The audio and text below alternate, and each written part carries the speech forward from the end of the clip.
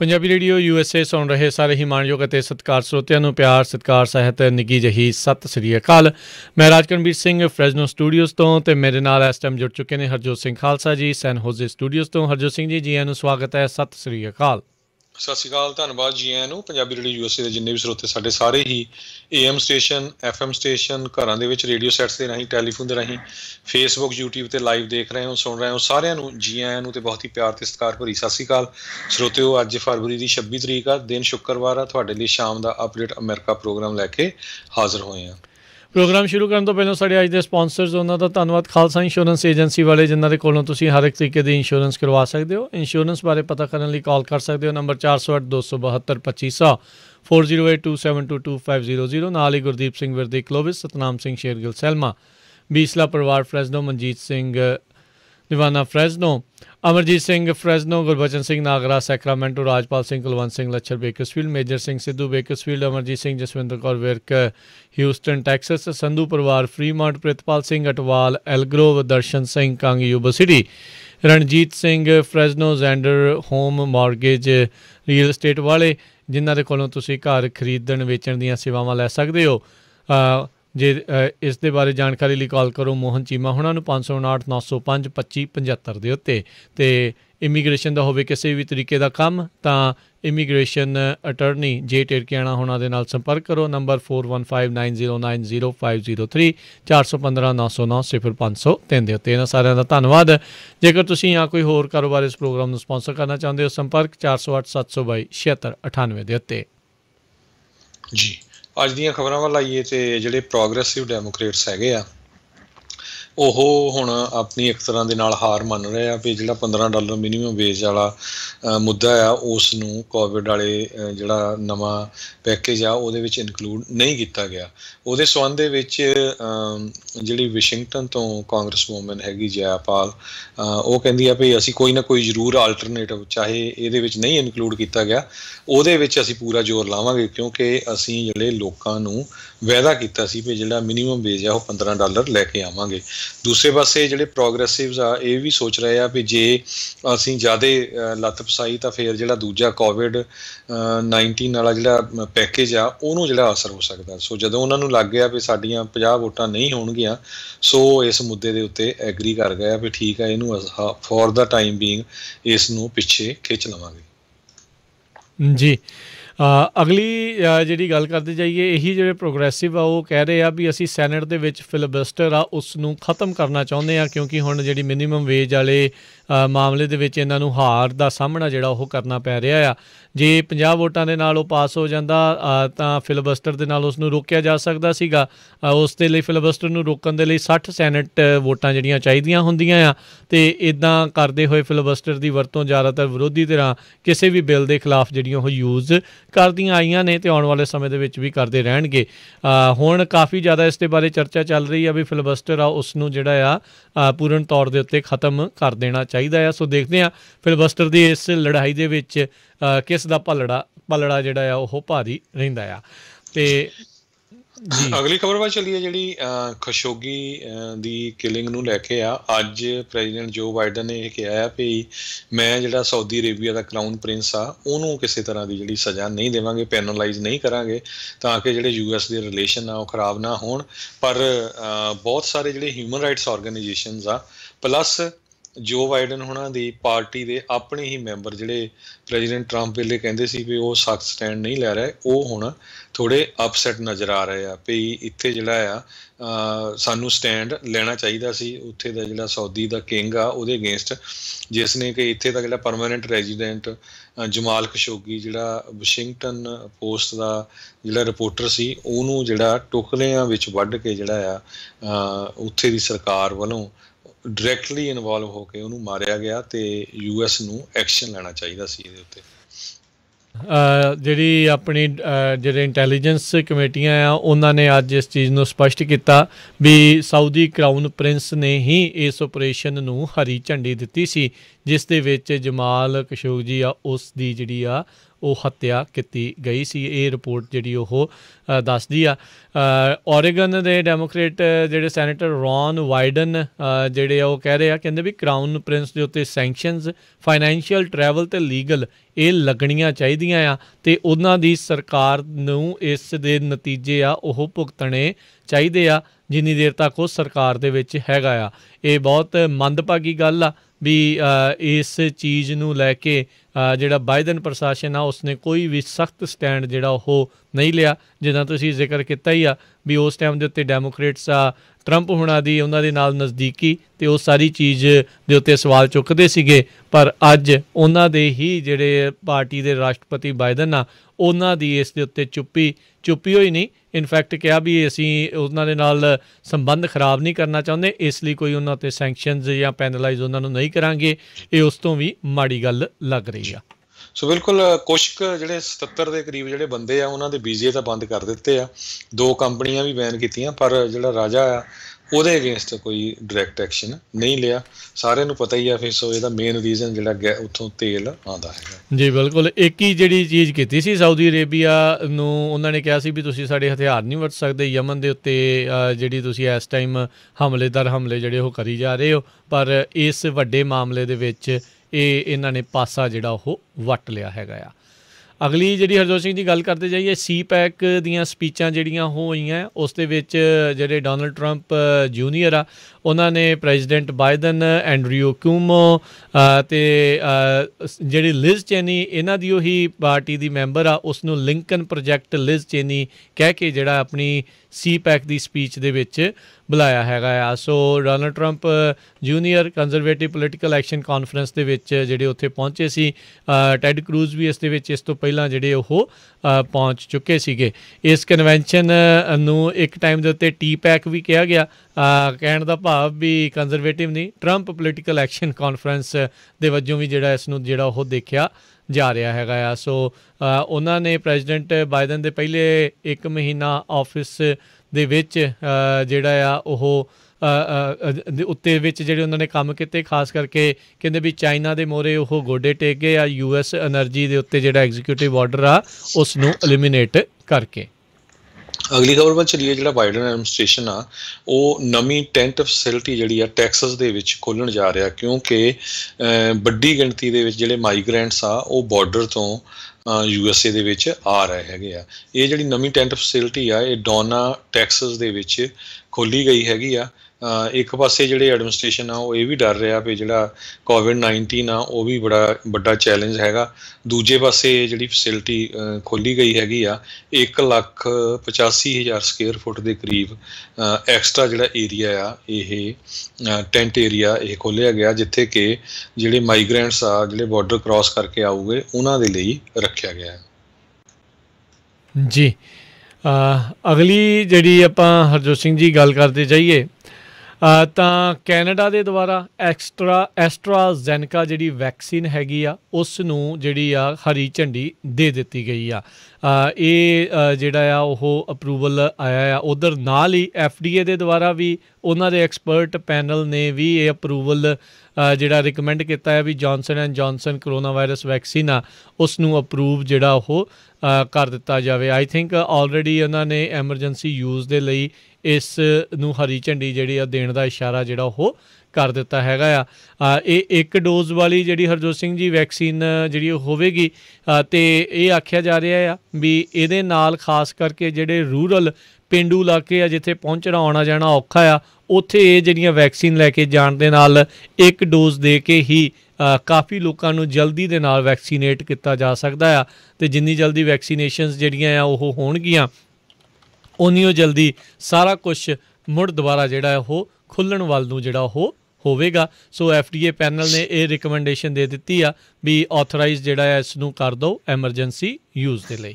ਜੀ ਸਵੇਰੇ ਖਬਰ ਸਾਂਝੀ ਕੀਤੀ ਸੀ ਕਿਸ ਤਰ੍ਹਾਂ ਨਾਈਜੀਰੀਆ ਦੇ ਵਿੱਚ ਜਿਹੜੇ ਉੱਥੇ ਮਿਲੀਟੈਂਟ ਆ ਉਹ 100 ਦੀ ਗਿਣਤੀ ਦੇ ਵਿੱਚ ਜਿਹੜੇ ਸਕੂਲ ਦੀ ਬੱਚੀਆਂ ਆ ਸਕੂਲਾਂ ਦੀਆਂ ਉਹਨਾਂ ਨੂੰ ਕਿਡਨੈਪ ਕਰਕੇ ਜਿਹੜੇ ਲੈ ਗਏ।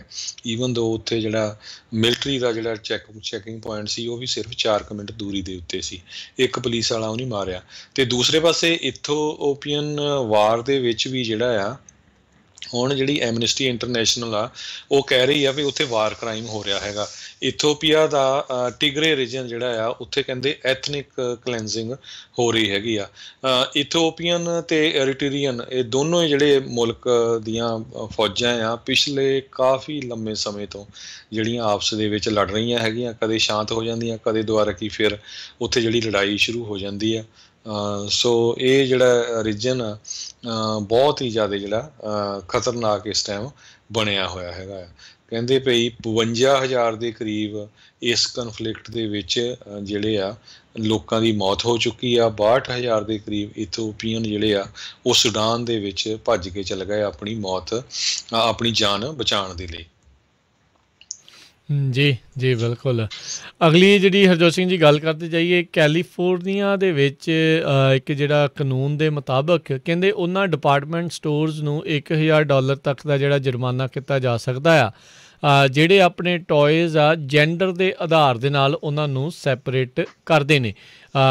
ਇਹਨਾਂ ਦਾ ਇਹ ਹੁਣ ਮੰਨਣਾ ਆ ਵੀ ਜਿਹੜੇ ਵੀ ਟੋਇਜ਼ ਆ ਚਾਹੇ ਉਹ ਲੜਕੀਆਂ ਵਾਸਤੇ ਆ ਜਾਂ ਲੜਕਿਆਂ ਵਾਸਤੇ ਆ ਜਾਂ ਜਿਹੜੇ ਵੀ ਹੋਰ ਜੈਂਡਰ ਅੱਜ ਕੱਲ੍ਹ ਮੰਨੇ ਜਾਂਦੇ ਨੇ ਵੀ ਉਹ ਉਹਨਾਂ ਦੇ ਹਿਸਾਬ ਦੇ ਨਾਲ ਵੱਖੋ ਵੱਖਰੇ ਨਾ ਰੱਖੇ ਜਾਣ, ਸਾਰਿਆਂ ਨੂੰ ਇੱਕੋ ਥਾਂ ਦੇ ਉੱਤੇ ਇਕੱਠਿਆਂ ਹੀ ਜਿਹੜਾ ਉਹ ਰੱਖਿਆ ਜਾਵੇ। ਸੋ ਕੈਲੀਫੋਰਨੀਆ AB 2826 ਜਿਹੜਾ ਆ ਇਹ ਅਸੈਂਬਲੀਮੈਨ ਈਵਨ ਲੋ ਜਿਹੜੇ ਕੈਂਬਲ ਤੋਂ ਹੈਗੇ ਆ ਉਹਨਾਂ ਨੇ ਜਿਹੜਾ ਇੰਟਰੋਡਿਊਸ ਕੀਤਾ ਆ ਵੀ ਜਿਹੜੇ ਵੀ ਸਟੋਰ ਜਿਨ੍ਹਾਂ ਦੇ 500 ਜਾਂ ਉਸ ਤੋਂ ਵੱਧ ਇੰਪਲੋਈ ਆ ਉਹਨਾਂ ਨੂੰ $1,000 ਤੱਕ ਦਾ ਜਿਹੜਾ ਉਹ ਜੁਰਮਾਨਾ ਇਸ ਕਰਕੇ ਜਿਹੜਾ ਉਹ ਕੀਤਾ ਜਾ ਸਕਿਆ ਕਰੂਗਾ। ਹੁਣ ਦੇਖੋ ਪਹਿਲਾਂ ਜਦੋਂ ਬੱਚਿਆਂ ਦੇ ਤੁਸੀਂ ਲੱਭਣ ਜਾਂਦੇ ਆ ਵੀ ਦੇਖੋ ਜੀ ਆਹ ਮੁੰਡਿਆਂ ਦੇ ਇੱਧਰ ਹੁੰਦੇ ਹੈਗੇ ਕੱਪੜੇ, ਇੱਧਰ ਕੁੜੀਆਂ ਦੇ ਹੁੰਦੇ ਹੈਗੇ, ਬੜਾ ਈਜ਼ੀ ਹੁੰਦਾ ਸੀ। ਸੋ ਹੁਣ ਉਹ ਕਹਿੰਦੇ ਵੀ ਤੁਸੀਂ ਸੈਪਰੇਟ ਨਹੀਂ ਕਰ ਸਕਦੇ, ਮਿਕਸ ਕਰਕੇ ਤੁਹਾਨੂੰ ਰੱਖਣੇ ਪਊਗੇ। ਸੋ ਇਹ ਜਿਹੜੇ ਸਟੋਰ ਵਾਲੇ ਆ ਉਹਨਾਂ ਲਈ ਵੀ ਕੰਮ ਵਧੂਗਾ, ਪਲੱਸ ਜਿਹੜੇ ਖਰੀਦਣ ਜਾਊਗੇ ਉਹਨਾਂ ਲਈ ਵੀ ਜਿਹੜਾ ਆ ਲੱਭਣ ਲਈ ਕਾਫੀ ਮੁਸ਼ਕਿਲ ਆਏਗੀ। ਜੀ ਬਿਲਕੁਲ ਜੀ। ਤੇ ਅਗਲੀ ਖਬਰ ਵੱਲ ਚਲੀਏ। ਜਿਸ ਤਰ੍ਹਾਂ ਆਪਾਂ ਸੈਂਟਾ ਕਲਾਰਾ ਕਾਉਂਟੀ ਦੀ ਜੇ ਗੱਲ ਕਰਦੇ ਜਾਈਏ, ਸੈਂਟਾ ਕਲਾਰਾ ਕਾਉਂਟੀ ਦੇ ਵਿੱਚ ਇਨਡੋਰ ਡਾਈਨਿੰਗ ਜਿਹੜੀ ਆ ਬਹੁਤ ਜਲਦੀ ਕਹਿੰਦੇ ਅਸੀਂ ਅਨਾਊਂਸ ਕਰਨ ਜਾ ਰਹੇ ਹੈਗੇ ਆ। ਸੋ ਕਾਫੀ ਕਰੋਨਾ ਵਾਇਰਸ ਨਾਲ ਪੋਜ਼ਿਟਿਵ ਕੇਸਾਂ ਦੀ ਗਿਣਤੀ ਘਟੀ ਹੈਗੀ ਪਿਛਲੇ ਸਮੇਂ ਦੇ ਦੌਰਾਨ। ਸੋ ਉਹਨੂੰ ਦੇਖਦੇ ਹੋਏ ਕਹਿੰਦੇ ਵੀ ਹੋ ਸਕਦਾ ਬਹੁਤ ਥੋੜ੍ਹੇ ਸਮੇਂ ਦੇ ਵਿੱਚ ਜਿਹੜੇ ਇਨਡੋਰ ਡਾਈਨਿੰਗ ਆ ਉਹਨੂੰ ਅਲਾਓ ਕੀਤਾ ਜਾਵੇ। ਇਸੇ ਤਰ੍ਹਾਂ ਜਿਹੜੇ ਧਾਰਮਿਕ ਸਥਾਨ ਆ ਜਿਸ ਤਰ੍ਹਾਂ ਗੁਰਦੁਆਰਾ ਸਾਹਿਬ ਹੋ ਗਏ, ਮੰਦਿਰ, ਚਰਚ ਹੋ ਗਏ, ਮਸਜਿਦ ਹੋ ਗਈ, ਉਹਨਾਂ ਨੂੰ 25% ਆਪਣੀ ਕਪੈਸਿਟੀ ਤੱਕ ਅੰਦਰ ਬੈਠਣ ਦੇ ਲਈ ਅਲਾਓ ਕੀਤਾ ਜਾ ਸਕਦਾ ਹੈਗਾ। ਇਸੇ ਤਰ੍ਹਾਂ ਰੀਟੇਲ ਤੇ ਗਰੋਸਰੀ ਸਟੋਰ ਜਿਹੜੇ ਆ 50% ਦੇ ਕਰੀਬ ਜਿਹੜੇ ਆ ਲੋਕਾਂ ਨੂੰ ਅੰਦਰ ਅਲਾਓ ਕੀਤਾ ਜਾਊਗਾ। ਤੇ ਦੂਸਰੇ ਪਾਸੇ 1,000 ਦੇ ਕਰੀਬ ਜਿਹੜੇ ਫਾਰਮ ਵਰਕਰਸ ਹੈਗੇ Santa Clara county. Santa Clara county ਕਾਫੀ ਵੱਡੀ ਆ। ਜੇ ਕੋਈ ਬੇ ਏਰੀਏ ਦੇ ਵਿੱਚ ਆਇਆ ਹੋਵੇ, ਇੱਧਰ ਸੈਨ ਬਨੀਟੋ, ਇੱਧਰ ਲਾਸ ਵੈਨਸ ਵਾਲ, ਇਸ ਏਰੀਏ ਦੇ ਵਿੱਚ ਲਾਸ ਵੈਨਸ ਤੋਂ ਅੱਗੇ ਸ਼ੁਰੂ ਹੋ ਜਾਂਦੀ ਉਰੇ ਨੂੰ ਕਾਫੀ ਜਿਹੜਾ ਫਾਰਮਿੰਗ ਵਾਲਾ ਏਰੀਆ ਹੈਗਾ। ਸੋ ਫਾਰਮਰਸ ਜਿਹੜੇ ਆ 1,000 ਦੇ ਕਰੀਬ ਜਿਹੜੇ ਯੂਨਾਈਟਿਡ ਫਾਰਮ ਵਰਕਰਸ ਨੇ ਦੱਸਿਆ ਵੀ ਉਹਨਾਂ ਵਰਕਰਸ ਦੇ ਵੈਕਸੀਨ ਜਿਹੜਾ ਆ ਇਸ ਵੀਕਐਂਡ ਸੈਂਟਾ ਕਲਾਰਾ ਕਾਉਂਟੀ ਦੇ ਵਿੱਚ ਲਾਏ ਜਾਣੇ ਆ ਫਰਵਰੀ 28 ਤੋਂ ਲੈ ਕੇ ਮਾਰਚ 3 ਤੱਕ। ਉਹਦੇ ਚ ਏਜ ਦਾ ਕੋਈ ਫਰਕ ਨਹੀਂ ਹੈ, ਜਿਹੜੀ ਮਰਜ਼ੀ ਏਜ ਹੋਵੇ, ਪਰ ਫਾਰਮ ਵਿੱਚ ਬੰਦਾ ਕੰਮ ਕਰਦਾ ਹੋਵੇ। ਜੀ ਜੀ ਬਿਲਕੁਲ। ਅਗਲੀ ਜਿਹੜੀ ਹਰਜੋਤ ਸਿੰਘ ਜੀ ਗੱਲ ਕਰਦੇ ਜਾਈਏ, ਯੂਨਾਈਟਿਡ ਏਅਰਲਾਈਨਸ ਇਹ ਹੁਣ ਤਕਰੀਬਨ $50 ਮਿਲੀਅਨ ਦਾ ਜੁਰਮਾਨਾ ਜਿਹੜਾ ਆ ਉਹ ਭਰਨ ਦੇ ਲਈ ਰਾਜੀ ਹੋ ਗਏ ਨੇ ਮੇਲ ਸਕੈਨ ਫਰਾਡ ਦੇ ਲਈ। 2012 ਤੋਂ 2015 ਤੱਕ ਜਿਹੜੇ ਯੂਨਾਈਟਿਡ ਨੇ ਡਿਲੀਵਰੀ ਸਕੈਨ ਡਾਟਾ ਆ ਉਹ ਝੂਠਾ ਹੀ ਜਿਹੜਾ ਕਹਿੰਦੇ ਆ ਭਰਦੇ ਰਹੇ ਸੀ। ਸੋ ਇਸ ਕਰਕੇ ਇਹਨਾਂ ਨੂੰ ਜਿਹੜਾ ਹੁਣ ਜੁਰਮਾਨਾ ਲਾਇਆ ਗਿਆ ਆ। ਜਸਟਿਸ ਡਿਪਾਰਟਮੈਂਟ ਨੇ ਇਹ ਅਨਾਊਂਸ ਕੀਤਾ ਵੀ ਇਹਨਾਂ ਦੇ ਨਾਲ ਇਹ ਐਗਰੀਮੈਂਟ ਹੋ ਗਿਆ ਆ। ਇਸ ਦੇ ਵਿੱਚ ਨੌਨ ਪ੍ਰੋਸੀਕਿਊਸ਼ਨ ਐਗਰੀਮੈਂਟ ਆ, ਯਾਨੀ ਕਿ ਇਹਨਾਂ ਦੇ ਉੱਤੇ ਫਿਰ ਬਾਅਦ 'ਚ ਕੋਈ ਲਾਸੂਟ ਵਗੈਰਾ ਜਿਹੜਾ ਨਹੀਂ ਹੋਊਗਾ। ਇਸ ਦੇ ਵਿੱਚ $17 ਮਿਲੀਅਨ ਕ੍ਰਿਮੀਨਲ ਪੈਨਲਟੀਜ਼ ਜਿਹੜੇ ਆ ਉਹ ਦਿੱਤੀਆਂ ਜਾਣਗੀਆਂ ਇਹਨਾਂ ਦੇ ਦੁਆਰਾ, ਅਤੇ ਫੰਡਸ ਜਿਹੜੇ ਆ ਉਹ ਰਿਟਰਨ ਕੀਤੇ ਜਾਣਗੇ ਜਿਹੜੇ ਫਰਾਡ ਸਕੀਮ ਦੇ ਤਹਿਤ ਜਿਹੜੇ ਸਾਬਕਾ ਉਹ ਯੂਨਾਈਟਿਡ ਕਾਰਗੋ ਡਿਵੀਜ਼ਨ ਦੇ ਇੰਪਲਾਈਜ਼ ਆ ਉਹਨਾਂ ਨੇ ਇਸ ਦੇ ਵਿੱਚ ਬਣਾਈ ਸੀ। ਇਸ ਦੇ ਨਾਲ $32 ਮਿਲੀਅਨ ਸੈਟਲਮੈਂਟ ਦੇ ਰੂਪ ਦੇ ਵਿੱਚ ਇੱਕ ਡਿਫਰੈਂਟ ਜਿਹੜੀ ਸਿਵਲ ਕੰਪਲੇਂਟ ਆਈ ਸੀ ਉਸ ਦੇ ਵਿੱਚ ਇਹਨਾਂ ਨੇ ਕੀਤਾ ਆ, ਉਹ ਉਹਨਾਂ ਵਿੱਚ ਦਿੱਤਾ ਜਾਊਗਾ। 2012 ਤੋਂ 2015 ਵਿੱਚ ਗਲਤ ਜਿਹੜੇ ਸਕੈਨ ਡਾਟਾ ਆ ਉਹ ਉਹਨਾਂ ਨੇ ਦਿੱਤਾ ਸੀਗਾ, ਅਤੇ ਜਿਸ ਕਰਕੇ ਕਹਿੰਦੇ ਵੀ USPS ਦੇ ਨਾਲ ਜਿਹੜਾ ਇਹਨਾਂ ਦਾ ਸਮਝੌਤਾ ਜਿਹੜਾ ਸੀਗਾ ਉਸ ਦੇ ਉੱਤੇ ਵੀ ਅਸਰ ਆ ਉਹ ਪਿਆ ਸੀਗਾ। ਸੋ ਡਾਟਾ ਆਟੋਮੇਸ਼ਨ ਸਕੀਮ ਦੇ ਤਹਿਤ ਮਿਲੀਅਨਸ ਆਫ ਡਾਲਰ ਦੀਆਂ ਜਿਹੜੀਆਂ ਇਹਨਾਂ ਦੀਆਂ ਪੇਮੈਂਟਸ ਆ ਉਹਨਾਂ ਨੇ USPS ਦੇ ਕੋਲੋਂ ਸਿਕਿਉਰ ਜਿਹੜੀਆਂ ਉਹ ਕਰ ਲਈਆਂ ਸੀਗੀਆਂ, ਪਰ ਇਹ ਉਹਨਾਂ ਦੀਆਂ ਬਣਦੀਆਂ ਨਹੀਂ ਸੀਗੀਆਂ ਕਿਉਂਕਿ ਇਹਨਾਂ ਨੇ ਆંકੜੇ ਹੀ ਜਿਹੜੇ ਉਹਦੇ ਵਿੱਚ ਝੂਠੇ ਪੇਸ਼ ਕਰਦੇ ਰਹੇ ਸੀ। ਜੀ, ਅਗਲੀ ਖਬਰ ਵੱਲ ਚੱਲੀਏ। ਜਿਹੜਾ ਵਾਲਮਾਰਟ ਸਟੋਰ ਆ ਉਹ COVID-19 ਦੇ ਜਿਹੜੇ ਵੈਕਸੀਨ ਆ ਉਹ ਉਹਨਾਂ ਦੀਆਂ 1400 ਦੇ ਕਰੀਬ ਜਿਹੜੀਆਂ ਫਾਰਮੇਸੀਜ਼ ਹੈਗੀਆਂ 35 ਸਟੇਟਾਂ ਦੇ ਵਿੱਚ ਉੱਥੇ ਉਹਨਾਂ ਨੂੰ ਅਵੇਲੇਬਲ ਕਰੇਗਾ। ਸੋ ਵਾਲਮਾਰਟ ਦੇ ਵਿੱਚ ਵੀ ਬਹੁਤ ਜਲਦੀ ਜਿਹੜੇ ਵੈਕਸੀਨ ਆ ਕਰੋਨਾ ਵਾਇਰਸ ਦੇ ਉੱਥੇ ਜਿਹੜੀਆਂ ਫਾਰਮੇਸੀਜ਼ ਆ ਉਹਨਾਂ ਦੇ ਵਿੱਚ ਅਵੇਲੇਬਲ ਹੋਣਗੇ। ਜੀ, ਇਹ ਵੀ ਖਬਰ ਆਈ ਸੀ ਹਰਜੋਤ ਸਿੰਘ ਜੀ ਇਸ ਤੋਂ ਪਹਿਲਾਂ ਕੁਝ ਦਿਨ ਪਹਿਲਾਂ ਵੀ ਕਾਸਕੋ ਵਾਲੇ ਵੀ ਇਹ ਜਿਹੜੀਆਂ ਸੇਵਾਵਾਂ ਆਪਣੀਆਂ ਫਾਰਮੇਸੀਜ਼ ਦੇ ਵਿੱਚ ਜਿਹੜੇ ਉਹ ਦੇ ਸਕਦੇ ਆ। ਸੋ ਹੁਣ ਜਿੱਦਾਂ ਆਪਾਂ ਗੱਲ ਕਰਦੇ ਹੀ ਪਏ ਸੀਗੇ ਵੀ ਸਿੰਗਲ ਡੋਜ਼ ਵਾਲੀ ਜਿਹੜੀ ਆ ਟੀਕੇ ਵਾਲੀ ਵੈਕਸੀਨ ਜਿਹੜੀ ਆ ਜੇ ਉਹ ਅਪਰੂਵ ਹੋ ਜਾਂਦੀ ਆ ਤਾਂ ਉਸ ਦੇ ਨਾਲ ਕਾਫੀ ਜਿਹੜਾ ਤੇਜ਼ੀ ਦੇ ਨਾਲ ਲੋਕਾਂ ਨੂੰ ਵੈਕਸੀਨੇਟ ਕਰਨ ਦਾ ਜਿਹੜਾ ਆ ਸਪੀਡ ਦੇ ਨਾਲ ਜਿਹੜਾ ਰਫਤਾਰ ਦੇ ਨਾਲ ਜਿਹੜਾ ਉਹ ਕੰਮ ਹੁਣ ਵੱਧ ਸਕਦਾ ਆ। ਕਈ ਜਾਣੇ 50 ਮਿਲੀਅਨ ਤੋਂ ਵੱਧ ਕਹਿ ਰਹੇ ਆ, 50 ਮਿਲੀਅਨ ਤੋਂ ਵੱਧ ਇਨਫੈਕਟ ਵੈਕਸੀਨੇਸ਼ਨਸ ਜਿਹੜੀਆਂ ਆ ਹੁਣ ਤੱਕ ਲੱਗ ਚੁੱਕੀਆਂ ਹੋਈਆਂ ਆ। ਕੁਛ ਦਿਨ ਪਹਿਲਾਂ ਹੀ ਪ੍ਰੈਜ਼ੀਡੈਂਟ ਬਾਈਡਨ ਜਦੋਂ 50th ਮਿਲੀਅਨ ਵੈਕਸੀਨ ਲਾਈ ਜਾ ਰਹੀ ਸੀ ਉੱਥੇ ਇੱਕ ਟੈਲੀਵਾਈਜ਼ਡ ਅਤੇ ਫੋਟੋ ਆਪ ਦੇ ਵਿੱਚ ਉਸ ਟਾਈਮ ਉੱਥੇ ਪ੍ਰੈਜ਼ੀਡੈਂਟ ਬਾਈਡਨ ਮੌਜੂਦ ਸੀਗੇ। ਜੀ, ਅਗਲੀ ਖਬਰ ਪਰ ਚੱਲੀਏ। ਜਿਸ ਤਰ੍ਹਾਂ ਪਿਛਲੇ ਹਫ਼ਤੇ USA ਦਾ ਜਿਹੜਾ ਬੈਂਕਿੰਗ ਸਿਸਟਮ ਆ ਉਹ 3-4 ਘੰਟੇ ਲਈ ਪੂਰੀ ਤਰ੍ਹਾਂ ਕਰੈਸ਼ ਹੋ ਗਿਆ ਸੀ। ਅੱਜ ਜਿਹੜੇ ਮੇਜਰ ਕ੍ਰੈਡਿਟ ਕਾਰਡ ਕੰਪਨੀ ਹੈਗੀ ਆ ਉਹਨਾਂ ਦਾ ਸਿਸਟਮ ਜਿਹੜਾ ਕਰੈਸ਼ ਹੋ ਗਿਆ। ਸੋ ਰੈਸਟੋਰੈਂਟ, ਸਟੋਰ, ਚਿਕ-ਫਿਲੇ ਤੇ ਆਈਕਿਆ, ਮੈਕਡੋਨਲਡ, ਪੋਪੇਆਜ਼, ਬਹੁਤ ਸਾਰੇ ਜਿਹੜੇ ਵੱਡੇ ਵੱਡੇ ਸਟੋਰ ਆ ਉਹਨਾਂ ਦੇ ਉੱਤੇ ਲੋਕ ਕ੍ਰੈਡਿਟ ਕਾਰਡ ਆਪਣਾ ਯੂਜ਼ ਕਰ ਹੀ ਨਹੀਂ ਸਕੇ। ਫਿਸਰਵਰ ਜਿਹੜੀ ਕੰਪਨੀ ਹੈਗੀ ਆ ਇੱਕ, ਉਹਨਾਂ ਨੇ ਦੱਸਿਆ ਆ ਵੀ ਕੁਛ ਘੰਟੇ ਦੇ ਲਈ ਇਹ ਜਿਹੜਾ ਸਾਡਾ ਸਿਸਟਮ ਡਾਊਨ ਹੋ ਗਿਆ ਸੀ, ਪਰ ਰਾਈਟ ਨਾਓ ਹੁਣ ਐਵਰੀਥਿੰਗ ਓਕੇ ਹੈਗਾ ਤੇ ਹੁਣ ਕੰਮ ਜਿਹੜਾ ਕਰ ਰਿਹਾ ਹੈਗਾ। ਜੀ, ਸਿਕਿਉਰਿਟੀਜ਼ ਤੇ ਐਕਸਚੇਂਜ ਕਮਿਸ਼ਨ ਨੇ ਅੱਜ ਜਿਹੜੀਆਂ 15 ਕੰਪਨੀਜ਼ ਆ ਉਹਨਾਂ ਦੀ ਟ੍ਰੇਡਿੰਗ ਹਾਲਟ ਕਰ ਦਿੱਤੀ ਕਿਉਂਕਿ ਉਹਨਾਂ ਦੇ ਬਾਰੇ ਜਿਹੜਾ ਸੋਸ਼ਲ ਮੀਡੀਆ ਦੇ ਉੱਤੇ ਕਾਫੀ ਜ਼ਿਆਦਾ ਹਾਈਪ ਕ੍ਰੀਏਟ ਹੋ ਗਿਆ ਸੀ। ਜ਼ਿਆਦਾਤਰ ਸੋਸ਼ਲ ਮੀਡੀਆ ਦੇ ਉੱਤੇ ਕੁਛ ਪੈਨੀ ਸਟਾਕਸ ਦੇ ਹੀ ਹਾਈਪ ਕ੍ਰੀਏਟ ਹੁੰਦੇ ਆ। ਇਹਨਾਂ ਦੇ ਵਿੱਚ ਇੱਕ ਹੋਰ ਜਿਹੜੀ ਕੰਪਨੀ ਸੀਗੀ ਬਲੂ ਸਫੀਅਰ ਕਾਰਪੋਰੇਸ਼ਨ ਦਾ ਨਾਮ ਸੀਗਾ ਕਿ SEC ਵਾਲਿਆਂ ਨੇ ਕਿਹਾ ਵੀ ਅਸੀਂ ਜਿਹੜੇ ਆ ਸੋਸ਼ਲ ਮੀਡੀਆ ਦੇ ਉੱਤੇ ਕਾਫੀ ਜ਼ਿਆਦਾ ਨਿਗਰਾਨੀ ਰੱਖਦੇ ਹਾਂ ਵੀ ਇਸ ਤਰੀਕੇ ਦੀ ਹਾਈਪ ਜਿਹੜੀ ਉਹ ਨਾ ਹੋਵੇ। ਪਰ ਤੁਸੀਂ ਦੇਖੋ ਹਰਜੋਤ ਸਿੰਘ ਜੀ, ਇੱਕ ਪਾਸੇ ਮਲਟੀ-ਬਿਲੀਅਨ ਡਾਲਰ ਵਾਲੇ ਜਿਹੜੇ ਹੈਜ ਫੰਡ ਵਾਲੇ ਮੈਨੇਜਰਸ ਆ ਉਹ ਕਿਸੇ ਸਟਾਕ ਨੂੰ ਸ਼ਾਰਟ ਕਰਨਾ ਹੋਵੇ ਉਹ ਸਭ ਕੁਝ ਕਰਨਾ ਹੋਵੇ ਤਾਂ ਉਸ ਦੇ ਉੱਤੇ SEC ਦੀਆਂ ਅੱਖਾਂ ਦੇ ਉੱਤੇ ਪਰਦਾ ਪਿਆ ਰਹਿੰਦਾ ਆ। ਅਤੇ ਜਦੋਂ ਕੁਛ ਆਮ ਲੋਕ ਇਕੱਠੇ ਹੋ ਕੇ ਸੋਸ਼ਲ ਮੀਡੀਆ ਦੇ ਉੱਤੇ ਕਿਸੇ ਇੱਕ ਸਟਾਕ ਨੂੰ ਉੱਤੇ ਜਾਂ ਥੱਲੇ ਕਰਨ ਦੀਆਂ ਗੱਲਾਂ ਵੀ ਕਰਦੇ ਆ ਤਾਂ ਉਸ ਦੇ ਉੱਤੇ ਝੱਟ ਜਿਹੜੀ ਟ੍ਰੇਡਿੰਗ ਆ ਉਹ ਬੰਦ ਕਰ ਦਿੱਤੀ ਜਾਂਦੀ ਆ। ਸੋ ਇਹ ਦੋਹਰੇ ਮਾਪਦੰਡ ਦੇ ਉੱਤੇ ਲੋਕ ਖਾਸੇ ਜਿਹੜੇ SEC ਤੋਂ ਨਿਰਾਸ਼ ਵੀ ਨਜ਼ਰ ਆ ਰਹੇ ਨੇ। ਜੀ, ਅਗਲੀ ਖਬਰ ਵੱਲ ਚੱਲੀਏ। ਕੈਲੀਫੋਰਨੀਆ ਦੇ ਗਵਰਨਰ ਗੈਬਨ ਨਿਊਸਮ ਦੂਸਰੀ ਵਾਰੀ 10 ਦਿਨਾਂ ਦੇ ਵਿੱਚ ਜਿਹੜੇ ਆ ਫ੍ਰਿਜ਼ਨੋ ਏਰੀਏ ਦੇ ਵਿੱਚ ਆਏ ਹੈਗੇ ਆ। ਅੱਜ ਫ੍ਰਿਜ਼ਨੋ ਦੇ ਵਿੱਚ ਗਵਰਨਰ ਗੈਬਨ ਨਿਊਸਮ ਨੇ ਫੂਡ ਤੇ ਐਗਰੀਕਲਚਰ ਦੇ ਜਿਹੜੇ ਵਰਕਰਸ ਆ ਉਹਨਾਂ ਨੂੰ ਜਿਹੜਾ ਵਿਜ਼ਿਟ ਕੀਤਾ। ਉਹਨਾਂ ਦੇ ਨਾਲ ਜਿਹੜੇ ਇੱਕ ਕਮੇਡੀਅਨ ਜਾਰਜ ਲੋਪੇਜ਼ ਵੀ ਸੀਗੇ। ਸੋ ਇਸੇ ਤਰ੍ਹਾਂ ਕੈਲੀਫੋਰਨੀਆ ਸਟੇਟ ਸੈਨੇਟਰ ਐਨਾ ਕੈਬਰੈਲੋ ਉਹਨਾਂ ਨੇ ਕਿਹਾ ਵੀ ਜਦੋਂ ਕਰੋਨਾ ਵਾਇਰਸ ਸ਼ੁਰੂ ਹੋਇਆ ਸੀ ਨਾ ਤਾਂ ਤੁਹਾਨੂੰ ਟੋਇਲਟ ਪੇਪਰ ਲੱਭਦੇ ਸੀ, ਨਾ ਪੇਪਰ ਟਾਵਲ ਲੱਭਦੇ ਸੀ, ਪਰ ਫੂਡ ਤੁਹਾਨੂੰ ਹਰ ਇੱਕ ਜਿਹੜਾ ਮਿਲਦਾ ਰਿਹਾ। ਸੋ ਸਾਨੂੰ ਕਿਸਾਨਾਂ ਨੂੰ, ਫਾਰਮਰਸ ਨੂੰ, ਐਗਰੀਕਲਚਰ ਵਰਕਰਸ ਨੂੰ ਜਿਹੜਾ ਐਪਰੀਸ਼ੀਏਟ ਕਰਨਾ ਚਾਹੀਦਾ ਹੈਗਾ। ਸੈਂਟਰ ਵੈਲੀ ਦੇ ਵਿੱਚ ਗਵਰਨਰ ਸਾਹਿਬ ਨੇ ਇਹ ਕਿਹਾ ਵੀ ਮੈਂ 58% ਵੈਕਸੀਨ ਐਲੋਕੇਸ਼ਨ ਦੇ ਲਈ ਵਧਾਉਣ ਦੇ ਲਈ ਗੱਲਬਾਤ ਕੀਤੀ ਹੈਗੀ ਆ। 11 ਮੋਬਾਈਲ ਵੈਕਸੀਨੇਸ਼ਨ ਸਾਈਟਸ ਤੇ 34,000 ਡੋਜ਼ਸ ਜਿਹੜੀਆਂ ਆ ਉਹ ਸਪੈਸ਼ਲੀ ਫੂਡ ਤੇ ਐਗਰੀਕਲਚਰ ਵਰਕਰਸ ਲਈ ਅਵੇਲੇਬਲ ਹੋਣਗੀਆਂ। ਜੀ ਜੀ ਬਿਲਕੁਲ। ਅਤੇ ਹਰਜੋਤ ਸਿੰਘ ਜੀ, ਸਮਾਂ ਵੀ ਆਪਣੇ ਅੱਜ ਦੇ ਪ੍ਰੋਗਰਾਮ ਦਾ ਜਿਹੜਾ ਹੁਣ ਇੱਥੇ ਹੀ ਸਮਾਪਤ ਹੈਗਾ ਆ। ਮਿਲਾਂਗੇ ਆਪਾਂ ਆਪਣੇ ਸਾਰੇ ਸਰੋਤਿਆਂ ਨੂੰ ਅਗਲੀ ਵਾਰ ਅਤੇ ਨਾਲ ਹੀ ਸਟਾਕ ਮਾਰਕੀਟ ਦੀ ਜੇ ਗੱਲ ਜੀ ਬਿਲਕੁਲ ਹਾਂਜੀ ਉਹ ਵੀ ਜਿਹੜਾ ਆਪਾਂ ਦੱਸਦੇ ਹਾਂ। ਉਸ ਤੋਂ ਪਹਿਲਾਂ ਇਹ ਵੀ ਦੱਸ ਜਾਈਏ ਵੀ ਕੱਲ੍ਹ ਨੂੰ ਜਿਹੜਾ ਸਵੇਰ ਨੂੰ ਇਮੀਗ੍ਰੇਸ਼ਨ ਦਾ ਅਪਡੇਟ ਅਮਰੀਕਾ ਜਿਹੜਾ ਪ੍ਰੋਗਰਾਮ ਉਹ ਹੋਣਾ ਆ ਸਵੇਰੇ 9 ਵਜੇ। ਸੋ ਉਸ ਦੇ ਵਿੱਚ ਇਮੀਗ੍ਰੇਸ਼ਨ ਦੇ ਕੀ ਪਾਲਿਸੀ ਚੇਂਜਿਸ ਹੋ ਰਹੀਆਂ ਉਸ ਦੇ ਉੱਤੇ ਜਾਣਕਾਰੀ ਹੋਊਗੀ। ਫਿਰ ਤੁਹਾਡੇ ਜਿਹੜੇ ਆ ਸਵਾਲ ਜਵਾਬ ਜਿਹੜੇ ਉਹ ਕਰਨਗੇ। ਇਮੀਗ੍ਰੇਸ਼ਨ ਦੇ ਅਟਾਰਨੀ ਜੇ ਟੇਰਕੀਆਣਾ ਹੁਣੀ ਆਪਣੇ ਨਾਲ ਜੁੜਨਗੇ।